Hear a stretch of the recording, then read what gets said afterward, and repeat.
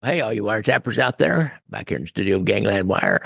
This is the first of three special encore performances of my friend Terence O'Malley, who did a documentary about the entire span of the mafia in Kansas City called Black Hand Strawman. Now, unfortunately, you're not going to be able to find that online, I don't think. I know it's not on Amazon. If you're really interested in that, get hold of me and I'll get a copy from him. I'll tell you how much it is and we'll send it to you. But today we're going to talk about the Union Station Massacre. A friend of ours, big Kansas City fan, also a guy that I know a little bit about his family, Greg Scavuzzo, famous grocers in Kansas City. Greg, you asked why couldn't we show a little bit of the 30s stuff? And so I thought, well, I've already done that, but I know it's not on YouTube. And the people who are on the audio app now maybe have not heard it because it was so long ago. I'm talking about maybe 6 years ago that I did this. It's a 3-part story about the Union Station Massacre, and it talks about all the Kansas City guys and, John Lazia, the mob guys in Kansas City, one of the Scolas. These names, Scola is passed on to today, actually. Greg Scavuzzo's got an ancestor in there. Jimmy Needles LaCapra was involved with this and the aftermath of the Union Station Massacre and the attempt to solve it. So in the very first episode, we're going to talk about the lead up to this. How did this even come about? What was the chain of events that led up to this? Now, 1934 is when it happened. You got to understand this crime. 4 law enforcement officers were killed in Kansas City. And it just reverberated throughout the whole United States. And believe me, in the Midwest especially, and especially in Missouri, the state patrol and all the county sheriffs and everybody were on the alert for the people who did this massacre. And it caused Bonnie and Clyde, I know, to take some diversionary tactics away from Kansas City. And one of them went on up to Iowa. And then they got in a shootout in Iowa because everybody was looking for these traveling bank robbers and these traveling criminals, which that's what Union Station Massacre was all about, trying to break out at one of the 30s Depression era traveling bank robbers, a guy named Frank Jelly Nash. So without any further ado, let's get on with episode number 1. It's an encore episode. If you're a long-time listener on the audio apps or you've gone back and listened to all of them, you've heard this before, but it's good. And Terence is really a good storyteller and a real expert on the Union Station Massacre and that era of criminal activity in the Midwest, the traveling bank robbers. Thanks a lot, guys. That I didn't really even know when I started to research the Union Station Massacre whether I would even include it in my story of organized crime in Kansas City, because I didn't really have a very good appreciation for what the nexus and connection of the event was to organized crime, because objectively, if you look at the event, it really appears as if it was perpetrated by independent or rogue gangsters, as you might call them. Sure, correct. The Yegs of the day was a term that they was that the term of the day? Yeah, okay. Kind of YEGGS. Interesting. I'm not sure the etymology of that. Yeah. Well, one of the reasons why there's a lot of reasons why the Midwest was very popular for bank robberies, but and if you think about this, say that you perpetrated a bank robbery in Phoenix, Arizona in 1933, say. Well, what were there 6 roads out of town and they all went into the desert? Mm-hmm. Whereas in the Midwest, through the corridor of crime is what they called it, from basically Texas up through Arkansas, Oklahoma, Kansas, Missouri, Illinois, Indiana, Iowa, and then up into Wisconsin and Minnesota. That was kind of the corridor of crime. That's where a lot of rogue gangsters, and the reason why, though, Bonnie and Clyde and, Dillinger and, of course, Pretty Boy Floyd and Harvey Bailey and the Barker Gang and, goes on and on and on. The reason why they stayed in the Midwest was because what they would do is they would create a GET, and that was a little getaway map. And they would scope out a bank or whatever the target institution was, and then they would devise this getaway, and they would avail themselves of what were called the cat roads. And the cat roads were roads that only a cat could see at night. And these were basically farm roads that farmers would use for their tractors, but they would create these, intricate getaways. So like they may say go 325 yards north, then sharp left 212 yards, then south. And they would, have all of these road and they could get away real quickly. And so it just worked for them. Sure. And back then, they didn't have radios. The police didn't have radios, and you got across the state line. I remember in that Bonnie and Clyde movie, the police were chasing them, and they said, "Oh, we don't want to mess with them. They're in Oklahoma now." Well, and that was another thing. There were jurisdictional limitations during the day. Yeah. And frankly, if you were a local law enforcement officer, why would you want to go chasing, babyface Nelson across state lines? Maniac. And so, I think a lot of them were happy to say, good riddance, glad that, they're no longer here. So that is one of the reasons why we had so many bank robberies and we had so many gangsters of the era in and around the Kansas City area. And back to the mafia in the 30s, Kansas City. And so John Lazia, I believe, was kind of the mob boss at that point in time. He was the front man for the mob. He got killed about a year later. But he pretty well had his finger on all the action. And with these guys like Pretty Boy Floyd, who was hiding out in town, or Vern Miller, Vern Miller's the other one, was hiding out in town at the time. Would the local mafia know about him as a traveling criminal? Would he have to do what they said and lay low, or if he got in any trouble, would they help him out? Or would they use him to do things and take a piece of the action? That's exactly what the situation was. Basically, Kansas City was a popular place with professional criminals because it was a machine-controlled town, and the machine was terribly corrupt because it had such a strong ties with organized crime in Kansas City. And of course, it stemmed from the relationship between Tom Pendergast and Johnny Lazia. And the way that relationship really got off the ground was in 1928 when Lazia, on election day, in a relatively minor municipal bond election, kidnapped 4 of Pendergast's men and held them at gunpoint and threatened to kill them if the Italians didn't get home rule over their own political district. And after boss Tom capitulated, he then essentially was closely associated with organized criminal elements. And as a result, what they did was they operated and ran all the sin businesses in town, the prostitution, the gambling, the illegal liquor manufacturing and distribution, and other various, criminal activities. And Tom Pendergast would get a cut off of all of that. And in exchange, the mafia was allowed to run these businesses. And there was a informal agreement that they were allowed to perpetrate this kind of ongoing low level of crime. And the attitude was, well, the rich men, the rich people of Kansas City, they have their bars, they have their clubs, they gamble, they drink. Would you deprive the average man of his entertainment and his vices? And so there was kind of, a nod, wink, wink attitude toward what were clearly illegal activities during Prohibition. But Kansas City was one of the wettest of that particular dry period, wettest cities at that time. And so as a result, you had this real close relationship between the head of the political organization and the head of the organized criminal organization, Pendergast and Lazia. And so it was a culture here that was attractive to professional criminals to come to Kansas City and lay low, don't pull off any major crimes, don't do any major heists, just behave yourself and you can stay here and we'll leave you alone. And that's basically what the deal was. And so the mob was more or less tasked with keeping big crime under control, and while they were allowed to perpetrate this kind of misdemeanor crime, if you will. Interesting. And so Vern Miller, who we know will end up in the middle of this Union Station Massacre, and he was living out here in what is Brookside today. That house is still out there. Beautiful home. Beautiful. I've seen it. Mm-hmm. Really nice. It's about the 6600 block of 6612 Edgevale. And I'm sure the people who own it are weary of having their...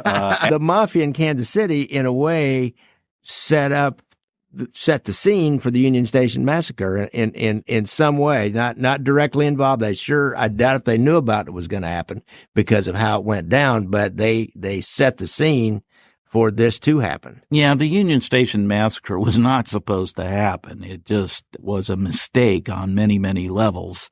And it ended up involving organized crime in Kansas City simply because organized crime, the leadership was put upon to engage. It's not that they really had any stake in the event, so to speak, but there's a criminal code, if you will, and they were helping out one another. Mm-hmm. But I think we're getting ahead of ourselves in the story, because if you really want to understand this story, and this is why I put it in the film, is that it stars a central character who, but for his interesting character, would just be a footnote in the history of crime in America. But instead, he takes his very important role in crime in America. And of course, we're talking about Frank Jelly Nash. And the reason why I think he's such a fascinating character is because his criminal career transcended from holding up trains on horseback. Wow, Jesse James. Yeah, exact. Throughout Oklahoma, Kansas, Missouri, Texas. And as a matter of fact, that's what he was serving his time for when he was at Leavenworth, was for having held up a train that happened to have mail on it. And so that made it a federal offense. Yeah. And so that's how they were finally able to nail it. But he was a career criminal. He was a bad boy. He got in trouble from, his early days as a young man in Oklahoma. And his middle name, or his nickname, is Jelly. His moniker. Yeah. And he got that because he was supposedly quite adept and skilled at handling nitroglycerin, which they called jelly back in the day. And so he blew up a lot of bank vaults and things like that.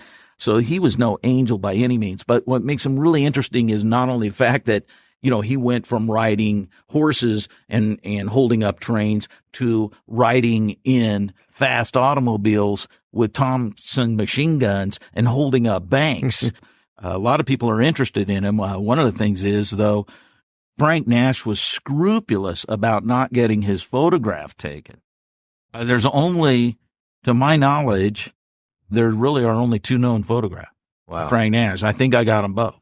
There's a sketch drawing of him that they were using back in the day, and then there was a picture of his mugshots when he was at Leavenworth, and then there's a picture of when he was wanted for train robberies by the post office. It wasn't like Bonnie and Clyde posing pictures with these friends. No, and no photographs of his childhood. There's pictures of the hotel that his dad owned in Hobart, Oklahoma. Mm-hmm. So, he's a little bit of a mystery man, but what is in contravention of his avoidance of cameras is the fact that he had this real garrulous personality. He was always the life of the party. He was a backslapping, happy-go-lucky, let's do it, I'm in, a drinking guy, which served him well because he would always ingratiate himself to his jailers from an early time on, and they liked him. And so in many ways, those who were his captors were, abetted. They've been a little bit lax. Yeah, exactly right, because he had such a disarming personality. When he walked off his job on October 19th, 1930, he was serving as a chef for the Deputy Warden Federal Penitentiary at Leavenworth while he was serving a 25-year sentence for bank robbery. And he was at large for 32 months. So not quite 3 years. He was out on the lam. During that period, he actually came back to Kansas and he assisted in helping some other convicts escape. And I believe that was, and there were so many of these going on, I believe that one was an escape from Lansing prison, but it was still in Leavenworth. And he managed to get a bunch of weaponry snuck into the prison. And then, the prisoners who escaped knew where to look for it, and they were able to get their guns. And then they took the warden and they made their getaway. But so that's one reason why when Frank Nash was picked up down in Hot Springs, Arkansas on June 16th, 1933, and the word went out, hey, they picked up Frank, that the underworld was willing to go to bat for him because he was popular and he had helped a lot of cons escape and given them safe harbor and helped them hide. And, he was just kind of part of the criminal network, if you will. And so it should come as no surprise that there would be people who would be willing to step up and, give assistance to Frank Nash, which kind of brings you to the next character of all of this, the guy, Vern Miller, who was the polar opposite of Frank Nash. Vern Miller was taciturn. He was stoic. He didn't talk a whole lot. He would get upset when people would use foul language around women. He had these kind of, turn of the century patrician ideals of, how people should behave in society. And Vern Miller's background was he was raised in South Dakota, and he was a sharpshooter during World War I. He was a decorated marksman and sniper in World War I and was awarded the French Cross of War for bravery by the French government. And then he came back to Beadle County and was the sheriff, but he embezzled $2,000 in 1922. And so he was sent to prison. And basically, when he came out of prison, he was essentially a criminal. He could not be entrusted to be a law enforcement officer, obviously. And Vern Miller then hired himself out to known organized criminal entities like the Purple Gang in Detroit. And then, of course, he was a gunner for Al Capone's outfit in Chicago. And it was said that he could operate a machine gun so efficiently that he could basically shoot his initials with a machine gun, a VM. And so anyway, Vern Miller and Frank Nash became. Yeah. How did they know each other? Yeah. Well, they became part of a gang that was up in Chicago and up in Minnesota that included a lot of lesser known. The Holden Keating gang is one of them. And, some people that were not as famous, but George Machine Gun Kelly was part of this gang. And they spent a lot of time together in Chicago, and they spent a lot of time together in St. Paul, Minnesota.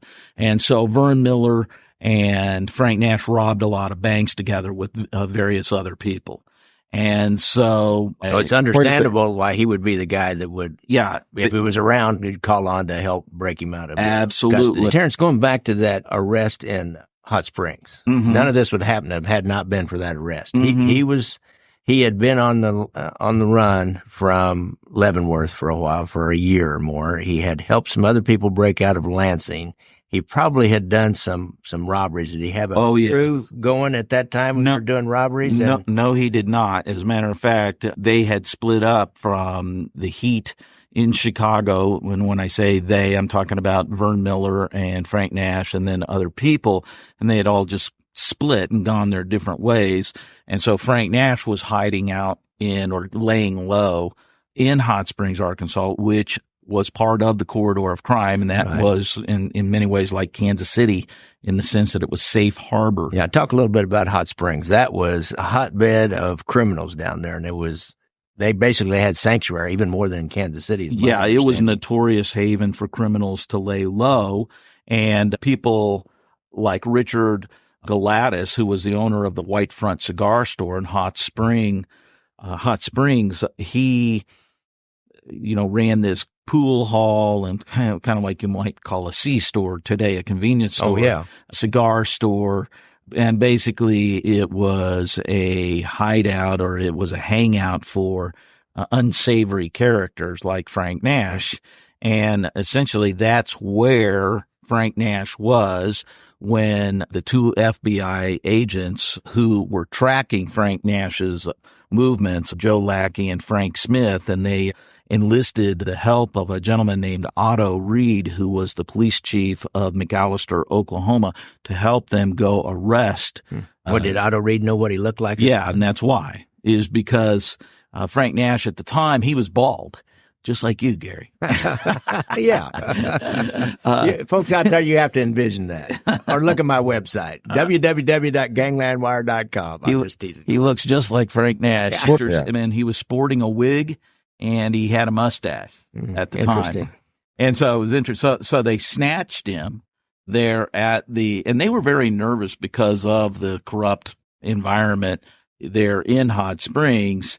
And when they snatched him, this Richard Galatis, he actually contacted the local constabulary, and they were going to try and, in fact, they did get stopped on their way out of town by the local gendarme. And basically the federal agents flipped up their badges at him and said, hey, we're federal agents and we're recapturing him.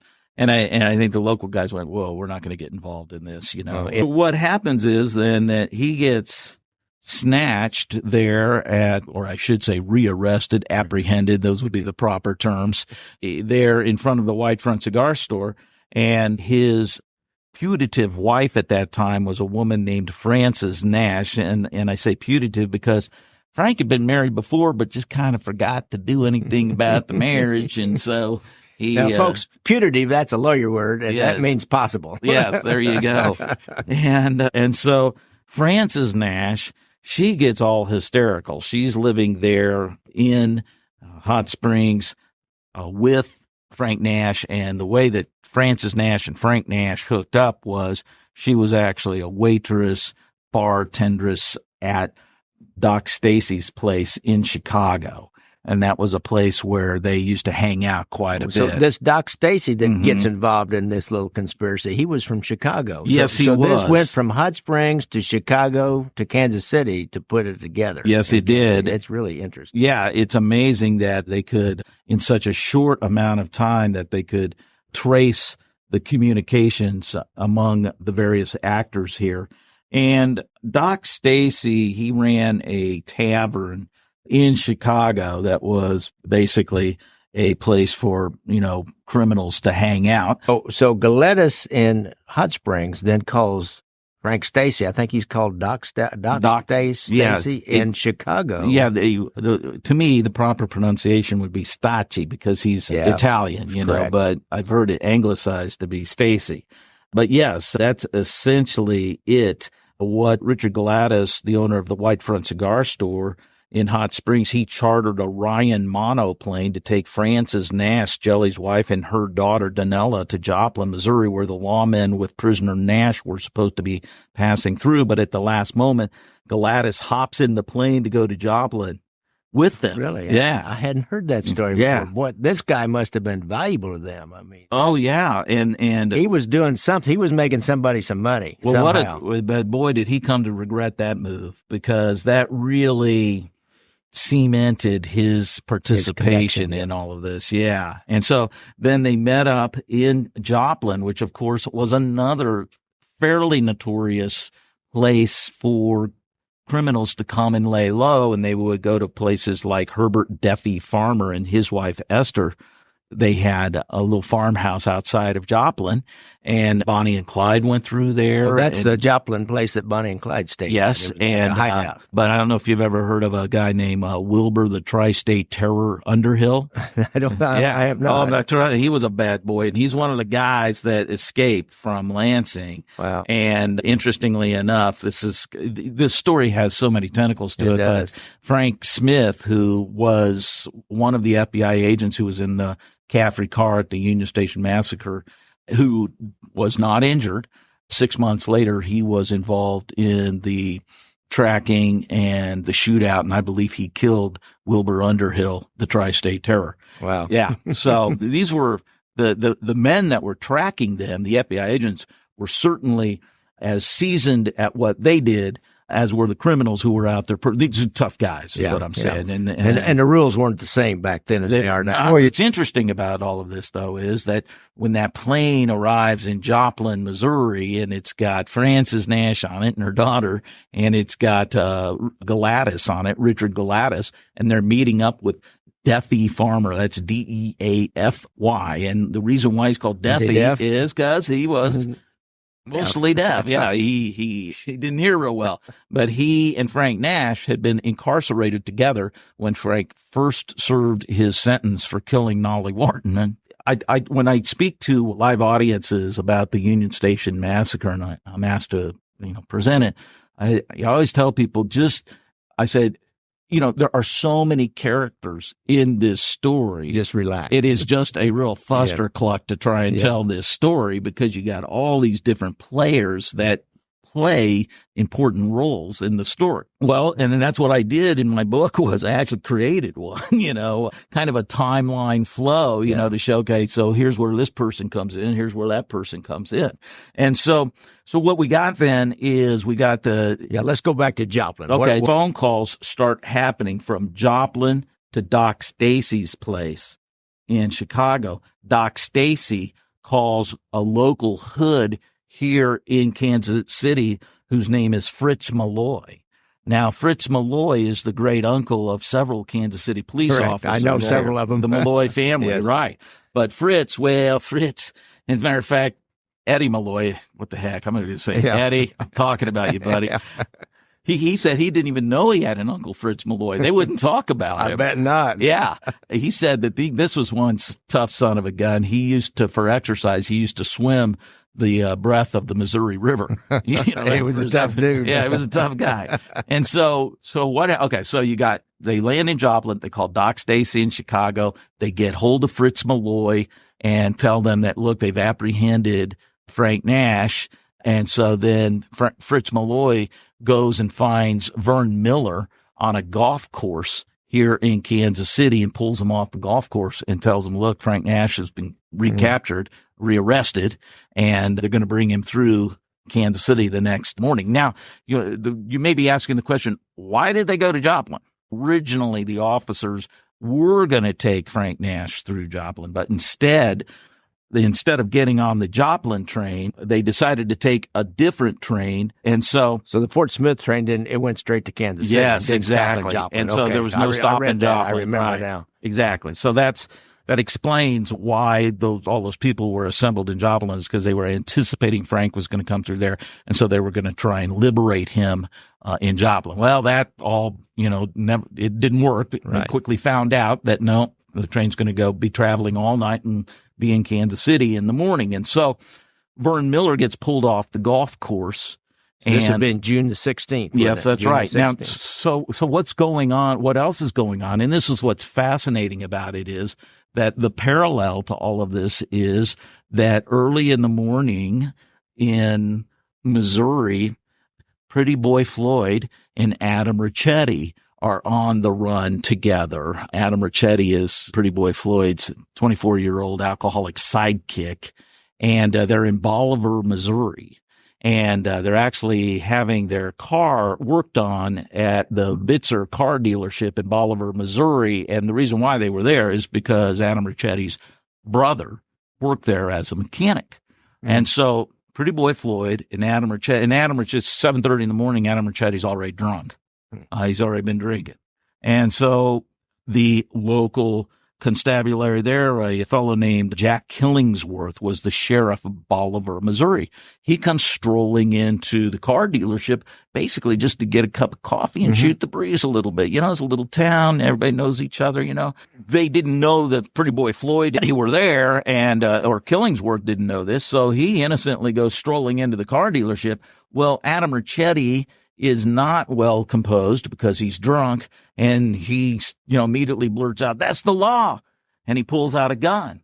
Yeah. Well, next thing you know, Pretty Boy Floyd has to pull out a gun too. Now they're holding the sheriff at gunpoint. And now the whole game plan's changed now, because they've got, they've escalated this whole thing. Right. And so. Is the car fixed yet? Yeah, no. So they took a new car, said, well, we're taking a car off of the lot. And then they put Killingsworth into the car, and they went off into the cat roads of Missouri. And then they were driving for a while, zigzagging back and forth through the, making their way up to Kansas City. And then they took as another hostage a fellow named Walter Griffith, who was a salesman. And so now they're traveling. Ricchetti and Pretty Boy Floyd have Killingsworth and Walter Griffith as hostages as they make their way up to Kansas City. Now, the interesting thing is that couple of Missouri highway patrolmen had been killed, I believe, either the 14th or 15th of June. Everybody thought Pretty Boy Floyd had done it. And so there was this huge manhunt on for Pretty Boy Floyd. Logical suspects. Right. They were there. Exactly. But he didn't do it. And they did find. They find who. Yes, who did it.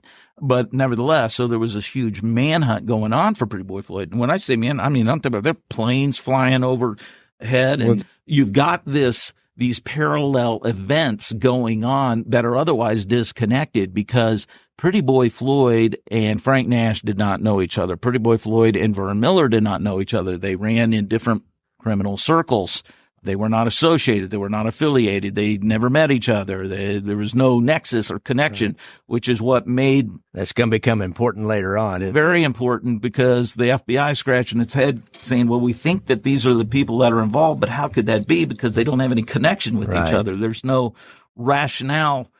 So we've got all these guys are converging on Kansas City. Right. And why don't let's go ahead and wind that down right now, and then we will reconvene and we'll do the day of the massacre, because that's an important day. Okay. Yeah. Well, let's get there. We'll set the stage. So you got two federal agents. You got Joe Lackey, Frank Smith, and then you have Otto Reed, who is the McAlester, Oklahoma sheriff. He wants to see Frank make it back to his home in Leavenworth, Kansas, courtesy of the federal government. And so they're on the train. Pretty Boy Floyd and Adam Ricchetti with Walter Griffith and Sheriff Jack Killingsworth are making their way up to Kansas City. And it's really interesting because they took breaks and they took picnics together, and they stopped, and Killingsworth said that, and he talked at length with Pretty Boy Floyd, who waxed nostalgically and reflectively over his life and what had led him to where he was, and how he regretted a lot of his actions, and how he had a little boy that he cared about so much, all of which was true, and that he didn't really mean for things to turn out this way. It's just the way that it did. And that he didn't mean to be, mean to people, and he didn't want to hurt anybody or anything like that. But, sometimes, they had to do things that, obviously resulted in people getting hurt. And Killingsworth, he later described it. He said that me and Pretty Boy Floyd, we come to become plumb good friends. Just a good old boy. Yeah. I just love that. Plumb good friends. Really? A great idiomatic bit of speech. But so you have these separate parties making their way to Kansas City, and what happens is Pretty Boy Floyd and Adam Ricchetti arrive with Walter Griffith and Sheriff Killingsworth, and they go into the West Bottoms down at 9th and Hickory. And Pretty Boy Floyd gets out of the car and he makes a phone call, and about 20 minutes later, a car comes pulling round, and Pretty Boy Floyd and Adam Ricchetti, they offload all their guns and all their personal items into the car that's picking them up. And then they threaten Killingsworth and Walter Griffith to start walking and don't ever say anything, or else we'll come back and hunt you down, And Pretty Boy Floyd gave Sheriff Killingsworth his golf clubs when he exited the car. And so what happened when Pretty Boy Floyd came to town? Well, Pretty Boy Floyd he gravitated toward Kansas City all the time. Kansas City was Pretty Boy Floyd's favorite city because he obviously had a network of people here. If he could call somebody and have them come and pick him up right away and take guns. Absolutely. And Pretty Boy Floyd had already been in a big shootout in Kansas City at the Lusco Noto Flower Shop, which was a front for alcohol distribution, but also was just part of the mob. There was a warren of rooms above the flower shop where all kinds of notorious and unsavory characters hung out. And Pretty Boy Floyd was involved in a prohibition bust there, and he shot it out with federal agents, and he managed to escape, and a federal agent was killed in that. And an innocent bystander was killed as they were shooting at him as he was running out into the street. And one of the things is that after Pretty Boy Floyd served his original sentence at the Missouri Penitentiary in the mid-1920s and was released, first place he came was Kansas City. Of course, got arrested for vagrancy. And, they said, look, just leave town and we'll drop the charges. But he kept coming back to town all the time. But one of the things is he had said, I am never going to prison again. I will not be taken alive. I will do whatever it takes, but I am never going back to prison. And frankly, he never was taken back to prison. And that's what made him so dangerous to lawmen. Correct. Is because he had nothing to lose. And he meant every word. And Pretty Boy Floyd is a stocky, athletic, tough guy, just he looks like he would have been a great high school wrestler or something like that, And he grew up on a farm in a loving family, and so he was a people person. He enjoyed people. He had a beautiful wife, a wonderful wife. He had a great little boy. And so in many ways, he had a lot of positive attributes, although he also killed the husbands of the two women that he eventually went on the lam with when he went up to Buffalo, New York. He and another guy killed these two guys because, well, they just basically needed them out of the picture. So, Pretty Boy Floyd developed into a real murderous character. So anyway, they get dropped off there at 9th and Hickory in the West Palms. They get picked up by a car. Well, the car was sent by Dominic Binaggio. Now, Dominic Binaggio is the older brother, Charlie Binaggio, who would later lead the mafia in Kansas City in the 1940s and, of course, be executed in Democratic headquarters on Truman Boulevard underneath a huge picture of Harry Truman, a very notorious mob hit. Well, this is Charlie's older brother, Dominic, who ran a bar in downtown Kansas City. It was the Sexton Hotel Bar. Trust me, he was no, shrinking violet. He killed a man in his bar one time. And so when Pretty Boy Floyd gets into town and Binaggio sends the car round for him to pick him up, Binaggio also, now it's unknown whether he went and personally saw Johnny Lazia or he somehow got hold of him on the telephone. But Johnny Lazia used to hold court down at the Harvey restaurant at the Union Station. And Johnny Lazia was there on June 16th, the night before the massacre went down. And it was there that Johnny Lazia came to learn of the fact that Pretty Boy Floyd was in town because Dominic Binaggio, comporting himself with the rules of governance of organized crime in Kansas City, he reported to Lazia, said, "Hey, I want you to know Pretty Boy Floyd is in town. I've got him. I'm providing him safekeeping right now and everything's fine, but I just want you to know he's here." Okay. Well, thank you very much. It's good information to have. And then shortly thereafter, Vern Miller arrives down at Union Station and Lazia's down there with his gang. It's Gaetano Lococo and Mad Dog Gargata and Sam Scola and Gus Vassone and Charlie Carolla and all these guys, right? They're all, I got a picture of all those guys with Judge Louis Mazuch, who was a sitting judge when I came on the police department, but he was sitting right in the front row of them getting ready to make a political speech. Oh, yeah. I just saw that recently on Facebook. Right. That is a great picture. It is. In fact, I wrote this, fellow said, "Man, that's a very important picture." It is. Johnny Lazia is down there. Another guy that's down there is a guy named Jimmy Needles LaCapra, and he was called Needles because he was a heroin addict. And he was Sam Scola's brother-in-law, and he was actually part of the coterie of Lazia's gang at that moment. And so Vern Miller comes down to see Lazia, and he says, "I want to liberate my good buddy Frank Nash, who they're going to bring through Union Station tomorrow morning. Can I use some of your men?"